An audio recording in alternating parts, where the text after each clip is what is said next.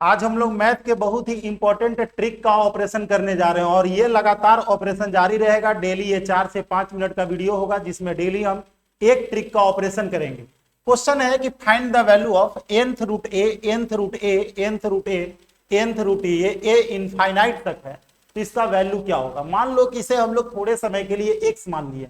अब इनफाइनाइट तक का मतलब होता है कि अगर उसमें से थोड़ी सी चीजों को निकाल भी लिया जाए तो भी उसका नाम वही होगा। ठीक उसी प्रकार से अगर समुद्र से कुछ पानी निकाल भी लिया जाए तो उसका नाम क्या होगा, समुद्र ही होगा।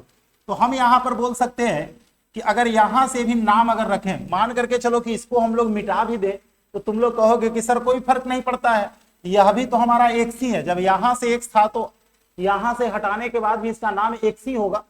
तो हम लोग क्या करते हैं कि इसे जो है ए और इसको हम लोग हटा करके एक्स लिख देते हैं और इस तरफ हम लोग इसको पूरा को क्या माने थे, एक्स माने थे। ठीक है। अब nth रूट का मतलब होता है पावर 1/n। nth रूट का मतलब होता है पावर 1/n। तो अब तुम लोग कहोगे कि sir ax equal to x के पावर n होगा। देखो इधर अगर 1 है तो इधर हम लोगों को पावर में चला जाएगा और तब तुम लोग यहां पर बोलोगे कि a इक्वल टू एक्स के पावर n/x, जिसे हम लोग लिखेंगे x के पावर n-1, क्योंकि पता होगा कि भाग में पावर हम लोगों का माइनस हो जाता है। अब तुम लोग देख सकते हो कि हमें तो रियल में x का वैल्यू निकालना है। किसका वैल्यू निकालना है, x का वैल्यू निकालना है। x का वैल्यू निकालना है तो हम लोग इस चीज को डायरेक्ट इस तरफ लाएंगे।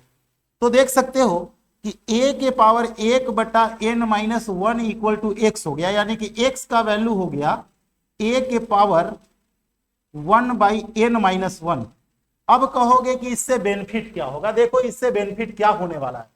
जैसे मान करके चलो कि हमारे पास क्वेश्चन है √5 इनफाइनाइट तक। तो हर बच्चा यहां पर जान रहा है कि 2 छिपा हुआ है। हमने यहां पर ट्रिक क्या दे दिया कि जो यहां पर रहेगा उससे एक कम हमको 1/, लिखना पड़ेगा।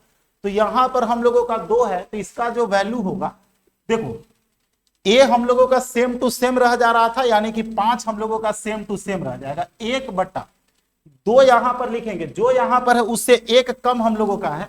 ये 2 - 1 करेंगे तो हमारा 5 के पावर 1 यानी कि 5 आंसर हो जाएगा। ठीक उसी प्रकार से अगर हमारे पास ये दिया हुआ रहे √7